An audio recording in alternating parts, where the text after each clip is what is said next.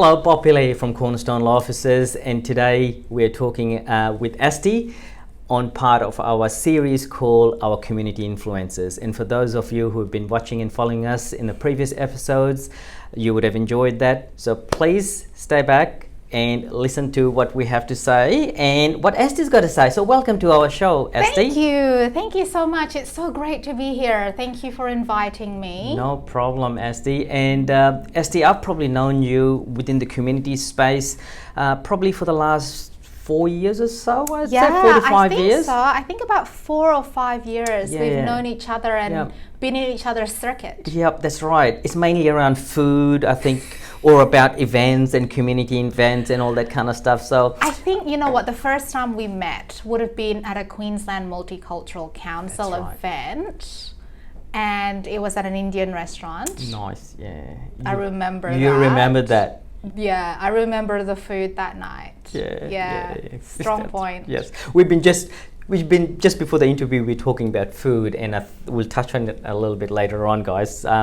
But now this episode is going to be a little bit of a mix between the community influencers and talking with experts. Okay. Now, Asti is also, and correct me if I'm wrong, Asti, you're a doctorate, you're a doctor, and you're Chief Economist. Sorry, correct. Don't ask me to save anyone's life. Oh, right, okay. Like I have, my doctorate is in economics and law, so I can't really, I can't do anything to you if you suddenly hurt yourself in this interview, but other than that. PhD Economist. Okay, so you're Chief Economist for PRD. Yes, I'm the Chief Economist for PRD Real Estate. Yes. So that's the second part, because to me, that's the exciting bit of the work that you do. We'll touch on it a little bit down the track. Definitely. And for those people who obviously want to know what Asti does in that PRD, and obviously there's a lot of information that they produce, hold on, because before we go to that, we want to find out a little bit more about Asti. Oh, who is Asti? Exactly. Who is Asti? Tell me about Asti. Okay, so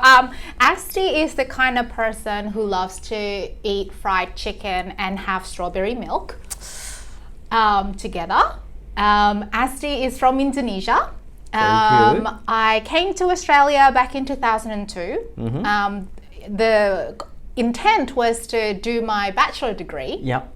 But then I was very lucky that I got a scholarship for my master's, and then another scholarship for my PhD. And so QUT, Queensland University of Technology, became my home for 10 straight years of study. Wow, 10 years of studying.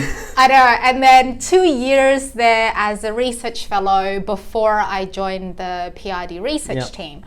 The intent was to come here and do a bachelor degree, but it just kept on going and going. So you said you're from Indonesia, so you were born and you grew up, you went to high school in Indonesia? See, I'm a bit of a mix of everything. Like I know that I am of Indonesian heritage, and that's what I identify with. But at the same time, I also identify with the notion of citizen of the world, because yes, I was born in Indonesia, but at the age of 3.5 to about 5.5, I did my kindergarten, first year of primary school in New York in the US. Oh, that's different. I know. My dad did his master's at the University of Bridgeport, so we all moved there. Came back to Indonesia to finish off my primary school. And then just before I finished it off, and most people don't know this, but I'm a Muslim, and I actually went to an Islamic primary school in Indonesia. In Indonesia, okay. Yeah.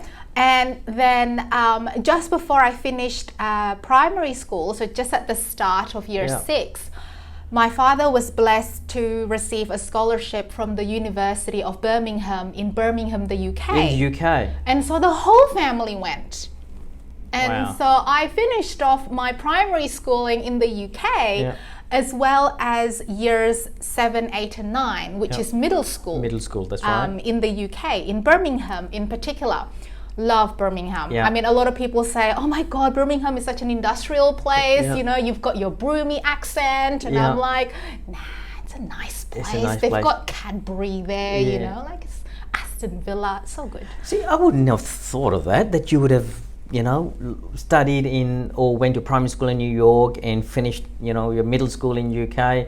To me, and see, this is what happens, right? People look at you, oh, you're Indonesian, so therefore you grew up in Indonesia, and here you are as a migrant. Exactly. Yeah. But when you start delving into people's stories, that's where you get, and a lot of people get confused with my accent as well, because they go, I can't pick it. You can't pick it. And I'm like, well, that's because I grew up partly in the US, I grew up partly in the UK.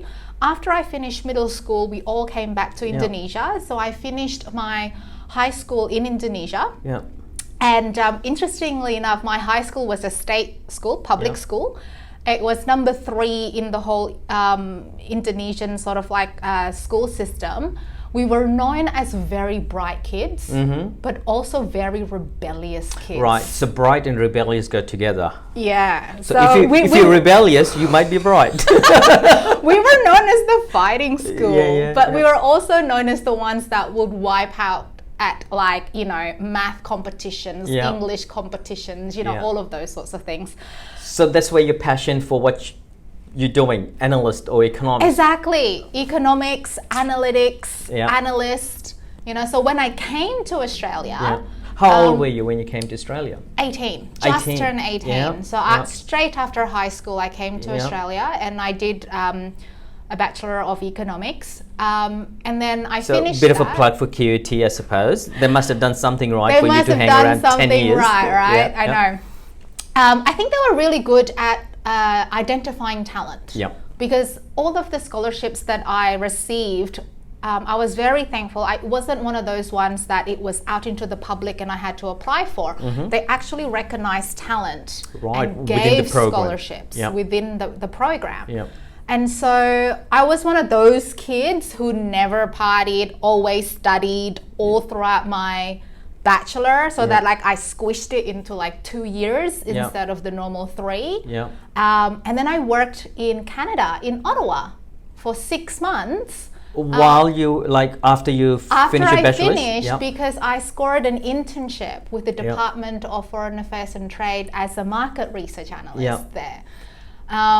But I already secured an honours offer from QUT, and I had to come back to that. So I came back, started my honours, and then I realised that an honours is only a postgraduate degree in Australia and in the UK. Correct. Whereas in the rest of the world, it is a 5th year bachelor's degree. So I thought, well, I'm not going to spend a year of my time doing something that is only recognised as a postgraduate degree in 2 countries. So I transferred to a master's by research, which meant that I did have to do longer. So it was 3 semesters, 1.5 years, but it was a postgraduate degree everywhere, right? And then throughout that time, and then I then got a scholarship for my PhD, which was under what was called a CRC, which is a cooperative research center. And it was a federal government initiative in asset management.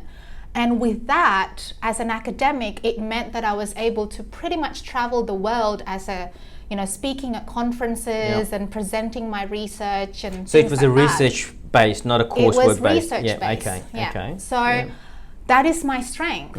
And interestingly enough, I am the Chief Economist for PRD Real Estate, but I've never sold a house in my life.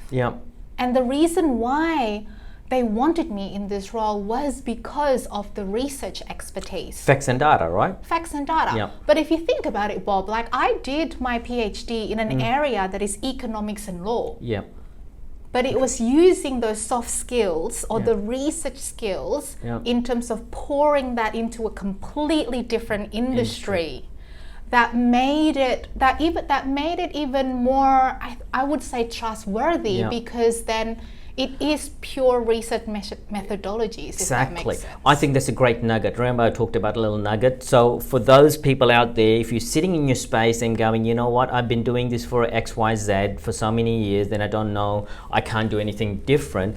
What you got to look at is your portable skills, right? Exactly. What those can you soft take? skills. Exactly. Portable skills that you can take. And in my space, I used to work in aerospace defense world, all over the world. And a lot of people, even up till now, they think I'm a lawyer because I run a law firm. And it's nothing to do with law. It's about the portable skills of management, people, interactions, forecasting, whatever it may be. So I think that's a great nugget from you to really understand where your studies and how it connects. Definitely. Because to be honest with you, I got to a stage in my career in the academic world where there was nowhere else for me to go. Right. In the sense that in academic world, it's very, there's very few full-time tenures that get offered. And not everyone who would like to be in academia can be an academic. One of the reasons why, that sort of prohibited me from going to academia was that I was more of a real life, let's get this done, apply the theories and, figure out a solution and get into practice kind of thing.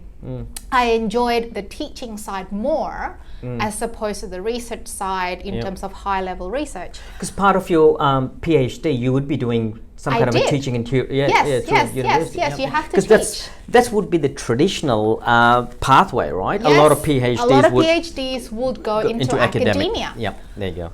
But then I thought, okay, I've had literally 10 years being at uni for, I started being an academic back in 2007. So by the time I finished 2012, that's 5 years, and then a research fellow for 2 years, that's 7 years being in academia. And so I thought, where else can I go? What can I do? What are my core skills, my soft skills that can be transferred into other industries? Because at the end of the day, and I've spoken a lot about this, when it comes to how I look at myself as a person and my skills and ability, I look at myself, and especially in this current world where everybody has to be agile and very adaptable. Correct, I look at myself as water. Now, water can be poured into any kind of form and it will follow that form. It'll conform to it, If you pour water into a mug, it will look like a mug. Exactly. If you pour water into a jug, it will look like a jug. So my role in terms of ensuring success and having, influence and being able to create what I want to create is I have to think myself as water. Interesting. Interesting. That's a very philosophical. I know, right? I never thought I'd be this deep. But but it's so true, though. When you think about it, you have to be flexible. You have to be adaptive. You can't. In this day and age, you can't stick with the traditional way. No, you can't, and especially because if you think about it from a competition perspective, no, it's no longer a period where you compete with people that is local to you. Exactly. You're competing with literally everyone in the world. Because the movement of human capital is so fluid. I'm talking about pre-COVID, of course, and hopefully post-COVID. But even then, with the whole work from home and internet type thing. Human capital is so fluid. It's not just about people who live in the local area that can apply for the job anymore. It's global. It's just the other one while you're talking about this, and a lot of people, the first thing they do is, it's great, Cornerstone's growing and all that kind of stuff, and he goes, who's your competition? And this is something. When I started Cornerstone and started my consulting business, Cornerstone for Prab, and when start growing, there was always that, fear of, how much we can grow. But you said something that triggered me, is we don't have a competition. Because if you think of that as a competition, going back to what you said is water, you're looking at competition because you're already a solid. You're not able to change, right? To us, we are we, you are you, and everyone will connect with people based on who you are. So I think, there's something you said kind of triggered me to that conversation of, we are unique, you are unique. And this is the thing. And this is what I've always said. Yes, there will always be what I call surface level competition. Exactly. Like everyone's, an economist or a real estate agent or a lawyer or what have you.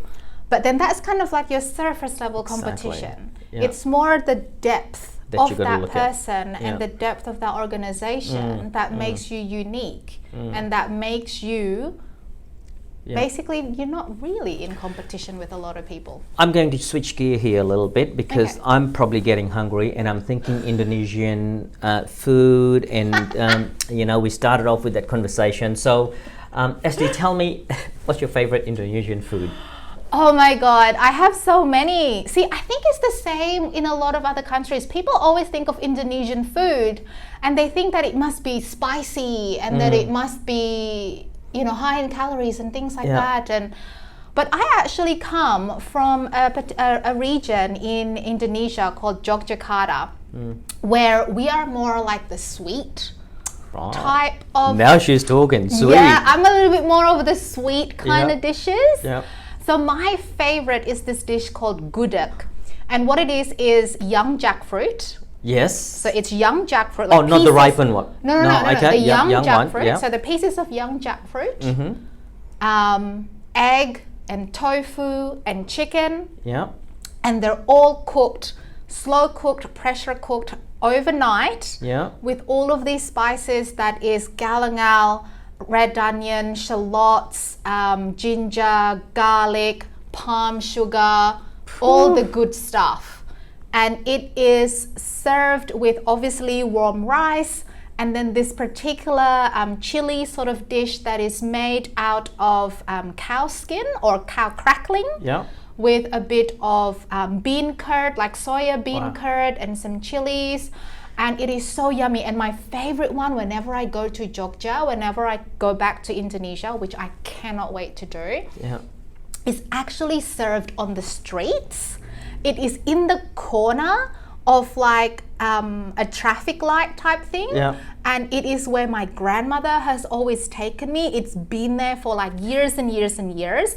And it's street stall is still there. It's street stall. You sit on the pedestrian walkway. Yeah. And it's being served to you by an elderly lady who is sitting there with all of these pots and pans around her. And then she hands it over to you, tell her what you'd like, and she hands it to you in a banana leaf type thing. Oh, nice. And then you eat it either with your fingers or with the banana leaf spoon. Banana leaf spoon, so you can scoop it out. Oh, you scoop it out, banana leaf spoon. And like a whole portion of it is probably $2 or $3. Oh, really? Oh, wow. If you are listening to this and you know what Asti is talking about, why don't you put a link or a photo of that? Because I'd love to see that. Gudeg, everyone. G-U-D-E-G. Yeah. It is my favorite. It's your favorite. Okay. It is my favorite. And I kid you not, whenever my mother is here, and it's so funny, it's my favorite, but it's the one dish that I refuse to learn how to cook. Yes, because once you cook it, it's not the same, right? Exactly. Yeah. Because I am such a cook, and so I have all of these specific things that are my favorite, but I refuse to actually learn it because then I can't enjoy it outside. So, that's good. I need to, obviously, when the borders open, to go to Indonesia, to try this place, find this intersection, and go there. Now, you obviously got a family. Tell us a little bit about your family. Yes, I do. I have. So I'm a single mom. I have a very, very sassy 4-year-old little girl. Who I've met. Who you've met. Whom everybody has met because she's just as a social butterfly as I am. And I do take her to quite a lot of the events, whether it's community or business or things like that. I think I have a bit of a different approach when it comes to children and what I expose them to. I see this sometimes a bit of divide between this is what the kids do and this is what the adults do, whereas I kind of incorporate her more in my business and network and community life. And I don't know whether that's just a byproduct of the fact that I'm a single mom or but even when I was married, that was always been my philosophy anyway. That's great because the reason I asked that question is we get, a lot of people, either they're running their own business and they've got kids, husbands or, people who they parents, It gets to the stage is how do people balance that? How do people balance you having, your kid and still do very well in what you're doing as far as PRD is concerned? Is it complementing, inspiring you, or how do you? We don't have any kids, obviously, so we've got two furry ones, you know. Well, you they know take what? a lot It's of so time. funny. When you ask me how many kids do I have, I'm like, what is your definition of kids? Yeah, yeah, that's right. What is your definition of kids? Do you mean just like someone who relies on you for food? Because if that's the case, I have quite a lot. Yeah, exactly. Look, it's I'm very, very lucky in the sense that early on I said to PRD, I said, look, I love to be where I am. Yes. However, being in the position that I am, I do need flexibility because it's just me. Yes. Right? So supportive workplace. So the supportive workplace is there. So I'm very lucky that I'm able to work from home 1.5 days every week, which allows me to, you know, still be a mum in terms of taking Ariella to her extracurricular activities and also being home with her and picking her up from school and things like that. I have had to literally really sit down and go, this is Ariella's schedule and this is Asti's schedule, because my child is also very social, and I think every parent would know that children have so many extracurricular activities. Ariella goes to swimming, ballet, karate, and she just asked if she could go to gymnastics. Right, so you become an Uber driver for Ariella. It's just so funny because in some places everyone listens to me. In other places nobody listens to me, and I'm just Uber mum. Uber mum. That's interesting. Now you do obviously, you know, with your work, it's a pretty high pressure, you know, work because you have to. It's not something, you know, you're working on a research program and. In the middle, you have to be Uber mum, and then you also have to be a chef at home and all that kind of stuff. So. What would be one of the, you know, golden nuggets from Asti to the single mums or single parents, whoever it may be, out there? What would be one little trick or advice that you would give that you've learned? So the one thing that I have learned is, and this is a philosophy that I actually talk to a lot of people when it comes to single motherhood, especially during COVID, was I felt and I found the quicker that I accepted my situation, the quicker I adapted. Interesting. Yeah. So the quicker I accepted that I'm the one who has to do X, Y, Z, the quicker I strategized and adapted to be able to do it. Great point.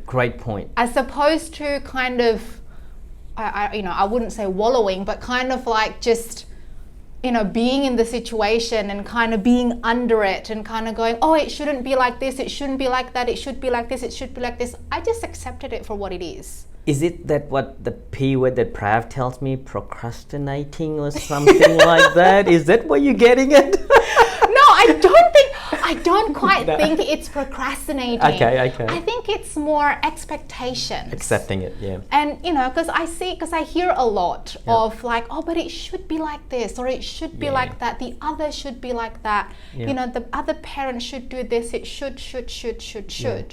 And the shoulds can sometimes impede you from actually taking action because you're stuck in that time, you know, in that frame of mind that I'm being done unfairly. And maybe I am. I don't know. Maybe I am. But you know, the fact that I accepted it, then it allowed me to let go of that negative mindset and sort of go right. Go right. I got to get this done. So there you go, guys. You need to accept it, and then and make it yours.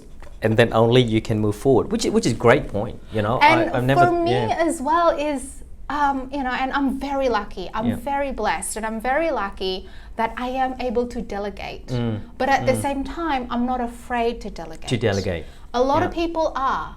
So, you know, when I say delegate, I mean, like, for example, I have a cleaner, I have a gardener, I have assistants.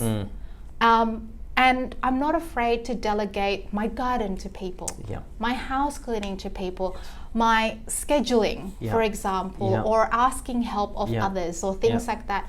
And many kind of have a very protective sort of, I've got to do it all myself. Perfect.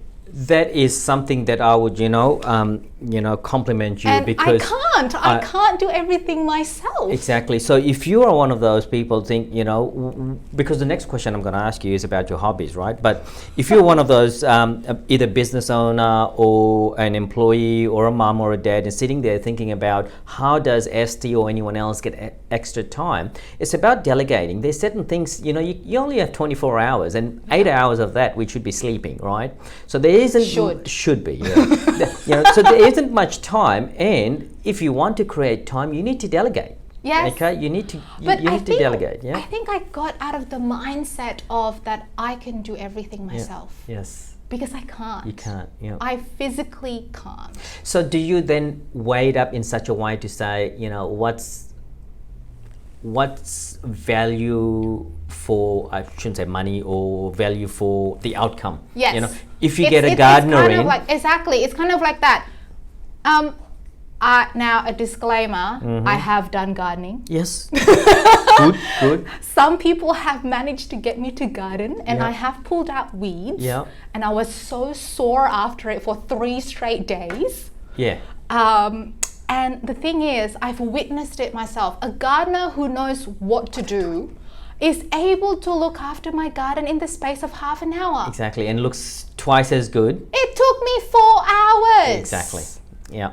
So, it's kind of one of those things of like, okay, well, what can I do with 4 hours of my time? I'm going to use that as what we talked about, soft skills or portable skills. So just based on what Asti is talking about, able to delegate, I want you, if you're sitting over there listening to this, start thinking of your work. If you're a business person, what are the things you can outsource, okay, delegate? It'll be bookkeeping, your marketing, cleaning, maybe changing bins, or even making appointments, okay? What are the things that you can do in your life, in your business, in your family, that will give you more time to focus on your daughter, your kids, your business, your pets, whatever it may be. So think about that. Or maybe even your own mental health. Exactly. It's time for yourself, which we forget. Time for yourself, which a lot of us forget, right? Because we're always, whenever someone asks me, like you said, who's Asti?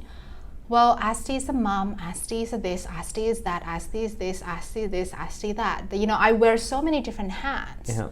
But at the same time, there's also that part that says Asti is Asti. Asti is Asti, that's right. Yeah, you got to allow time for yourself. Exactly. So, Asti, PhD, Chief Economist for PRD. Yes. Tell me, this is obviously the expert side coming out now. Oh goodness, I'm scared now. You're scared now, right? Okay, I'll water it down. Tell me about your hobby. What keeps Asti, engaged, and where's your fuel station? What do you do to go and fuel up? What does Asti do? You know where my happy place is? Yeah. My most amazing happy place? The dance floor. You like dancing? I'm a dancer, yes. I've been dancing since I was a little girl. We've witnessed that at the at the Balinese restaurant. Yes. Yes, when we did that line dancing. Exactly. We did the line dancing thing. Yes. Yeah. So tell me a little bit more about I've been a dancer since I was a little child. I've always been into music. I've always been into dancing. A ballet, tap, jazz, traditional Indonesian dancing. Here when I came here, I started learning Latin dancing, so salsa, cha-cha, bachata, zouk, all of that, and then I got into modern jive, and I became part of La Step Brisbane, and they've welcomed me and kind of said come and be part of our community. Very good. And and I've danced quite I've done hip hop. I can drop it like it's hot in the clubs. I can do that. If versatile in all genres. But my happy place have always been the dance floor. Because the thing is, after so many years of training, after so many years of being a dancer, my body just moves. Yeah. And there's people, and there's actually scientific research that says endorphins from exercise and from movement is what fuels your body and fuels your mind. And it's the same thing when I am on the dance floor. You are that's all it is. It's just the music. My body just moves, and with Latin and with modern jive, it's partner dancing. Yeah. And my traditional role as a lady is the follower. Mm-hmm. And the rule of the dance floor is that the lead has the law. Right. So the man who is leading me is my leader. Leader, that's right. I follow him. Yeah.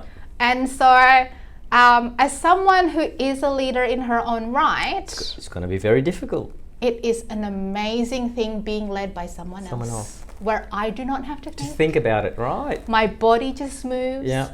And I don't So fight the lead. that's where you get filled up. Yep, I don't fight the lead. Yeah. I just follow the lead. Yeah. Great point there. Now, obviously, that was a bit of a, you can see your face lit up, to be honest, when I asked that question. I love dancing. Yeah. So if you're a dancer, if you like any of the hobbies that Asti mentioned, Yes, please, come dance with me. please comment. Tell us a little bit more about, what fills you up. Now, leading into your role as a chief economist for PRD, Yes. my question prior to getting you excited about your hobby was, with the COVID, now obviously in our property side during COVID, we've noticed like a huge downturn, Yeah. and then it picked up, Yeah. and it's picking up, And it's up. and it's up, and it's up, and it's up. Exactly. What does your research tell me? What's going on? I mean, obviously, where's it going to go? Look, it's the property industry is a very, very solid, resilient industry. Mm-hmm. And the main core as to why it is a solid, resilient industry is because where are you going to sleep if you don't have a home? Good point. Bricks and mortars, right? Right? And so the housing market, the property industry, residential, and I'll put residential in there, is one of those sort of, when it comes to the Maslow's hierarchy of needs, your very first base level of need, one of them is shelter. Yeah. Food, air, shelter. And so because of that, it's always going to be resilient. Yeah. Good. And because of everything that's going on in terms of the government grants when it comes to home builder, I'm sure that your company would have seen an increase in contracts when it comes to home builder grants and things like that. Lower interest rate, cash rate. And we have had quite a large surge in demand because there's quite a lot of Australians overseas that has returned permanently in Australia. Yes, that's right. These are experts that we're working outside, yeah? The expats. Yep, good. And, so of course those people need a home. Yes. And with everything else, economically speaking, it's all about demand and supply. Yep. And at the moment, the demand is higher than supply. Because obviously during COVID and everything else, a lot of the supply work stopped. Yep. Because people can't physically go to the workplace and, create or do the work that they need to do, or contracts are stopped in the middle, or financing is stopped in the middle, whatever the reason might be. Yeah.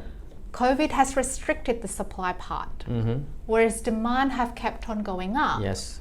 And Australia is seen as one of the safest places to invest at the moment. When COVID hit, out of the G20 countries, we were in the top 2 in terms of how much money the government poured into making the economy resilient. That's great. And irrespective of which party or whatever your politics, irrespective of which party, irrespective of politics, and that's the thing. And that's great that we had money. Yeah. And that's the thing. I am not a political person. Exactly. I don't align with any politics or political party. I just see the figures in terms of a table. Exactly. Where because that's what we did. We actually released a paper, a table that says here are the G20 countries.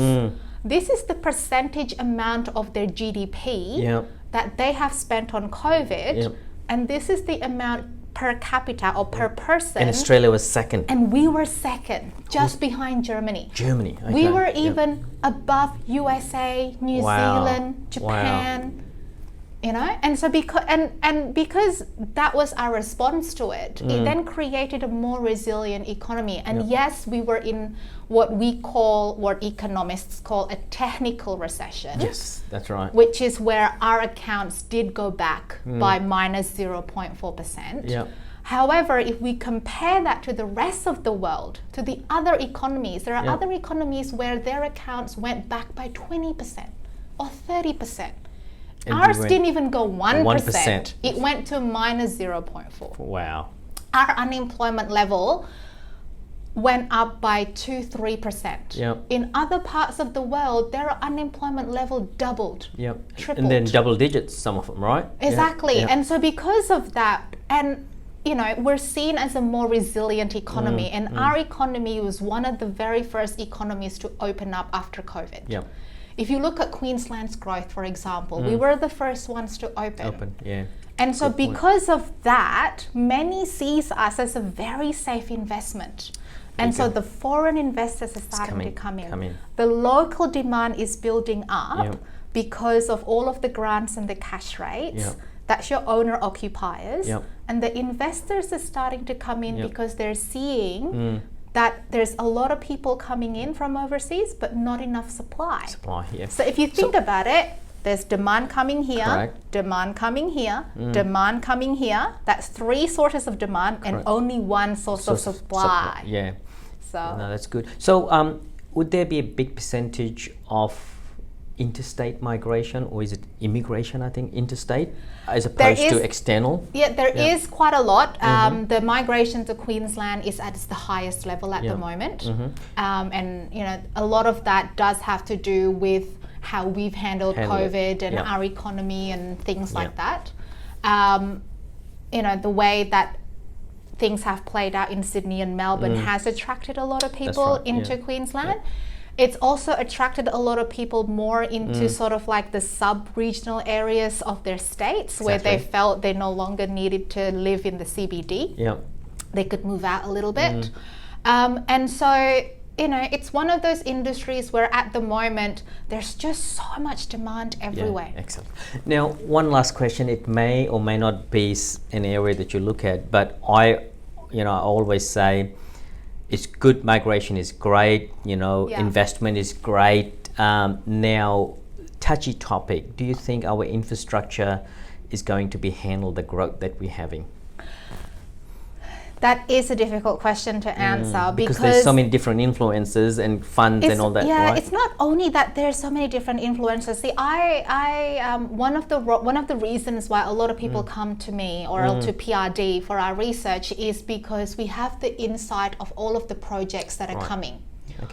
Regardless of whether residential, infrastructure, commercial, whatever, for every single suburb in the whole country, we have access to it. We can see it. So I can see, for example, if you give me any suburb across Australia, I can see what sort of projects are planned for that area up until around 2025 at the moment. So I feel like I have a bit of that crystal ball. So I do see that there's a lot of infrastructure planned, a lot of funding being dedicated to infrastructure in many different governments, whether it's local, state, and also federal level. So in terms of the planning, there is definitely a lot of infrastructure being planned. It's a matter of actually making them come true with the current restrictions. With the visualization. Now, the reason I asked that question is obviously you have that information, and unless people start digging into it, because in our aerospace defense buddies, if you're listening out there, we used to plan for 20-25 years, literally. We can plan for those, and I always look at population growth, what, and then I look at the roads. I'm going, okay, either I don't have the information because I'm used to having that kind of stuff, or there is no visibility because we don't know what we don't know, kind of thing, So that's why I asked that question. So it's good to know that there is. It's and at the moment, like you said, things are planned, things are confirmed. Their statuses will always be different depending on what's happening in that time. Like COVID, obviously, kind of put a pressure and put a stop to quite a few things. And then, of course, there's always the change of government as well. Yes, that's right. And their priorities and all of that kind of thing. However, infrastructure spending, more often than not, is the biggest pie chart. Like it's the biggest section of the pie chart that we create for a lot of places. Very good. In Brisbane, for example, back in 2019, 2020, there was a lot of focus on mixed use projects, whereas in 2021, 2022, what we're seeing is that there's a shift more towards your infrastructure projects. Good. So, over that space of time, there's always going to be, what do we need to focus on now? And then that's why a lot of people like to come to us, because we can literally tell you, like, okay, for this year, this is what the spending looks like, and we're focused on this part of the chart. This year it's this, next year is this. So we can literally see the movement from once upon a time there was a lot of residential, and then it's mixed use, and then now it's infrastructure. That's great. Well, Asti, I know we could be here talking about this for another couple of hours, right? I know. Now, we started touching on the expert side, which is great, and for the viewers out there, we're not over yet. We will get Asti to come back and just focus on some of the reports that you produce. I think that'll be great, because just like you guys, I'm the same. Unless I'm sitting and listening or reading a report, I don't know. So education is wealth. A lot of times you just want to know, okay, Asti, what are the 3 key findings of this report? Exactly. What does it actually say? Yeah. So we might even get you to give us a regular update, summarize your report. I'm right here. That's what I'm here for. And then what we can, you can share that information. Now, I think I mentioned that earlier, Asti, is when we were living in US, the only thing that kept me in touch with our property market here in Queensland and in Australia was the PRD report that I used to get back in the US. Oh, that is amazing. I'm talking about 2004, that's amazing. So I still used to get, my email is AOL. I remember, dialing and getting this report, printing it in PDF, well, the thing is, reading it. The thing is, I'm never one of those people who holds on to information. I believe that information is to be shared, and I think when it comes to, a lot of people ask me this, what is my philosophy when it comes to being part of the community, being a leader and all this kind of thing. And maybe it comes from the academic side of me, but it's kind of like, well, my role is to share. And I'm not the boss, I'm the mentor. Yeah, very good. And so, I think that can be, that does influence the way that I do things, because I'm not always so protective of, and being an academic, I'm not protective of my role, in the sense that, to me, my greatest success is if those who are currently my employees go beyond me. You know what? Perfect, because I think a couple of times I talked about, having a mentor and mentee, because it's like a spring, right? It's no use holding a spring water because it'll get stale. You need to share it. Exactly. Okay? Well, you need to keep it flowing for other people, to utilize it. My father has always said to me, Asti, your greatest success is your legacy, in terms of those who will once upon a time, say your staff are under you, for example, if they surpass you. Perfect. That is your success. When I used to hire people, even back in US and in Australia here, anyone that said that question, that I want your position, would have got the job.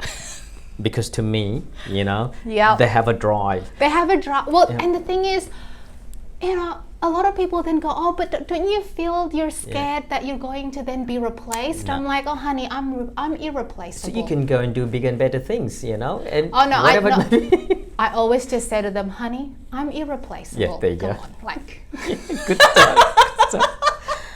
Well, thank you, Asti. I really enjoyed, finding out about yourself. Thank you. Where you've been as far as UK, New York, about your hobbies, the food, and then finally you managed to get a little bit about your actual work that we do, which obviously is most important part, I suppose, from an expert side. But getting to know you is just amazing, Asti. So thank you for your time. Oh, thank you so much for having me. This is amazing. Yeah, so you know what, for the viewers out there, I know it was a long episode, but I'm pretty sure you would enjoy every minute of this. And if you want more information, either from Asti or anything with PRD, please get in touch with us, or find Asti on the big world out there. And you also do like episodes on TVs and magazines, and there's a lot of information out there. I do. I'm very blessed. Yes, and great to have someone within our community to be able to have that knowledge. So thank you, guys. If this information was helpful, or anyone that you know would benefit from this, please like and share, get in touch with us, and don't forget to put those photos or links of the food that Asti was talking about. Oh my goodness. I'm looking forward to it. So have an awesome day.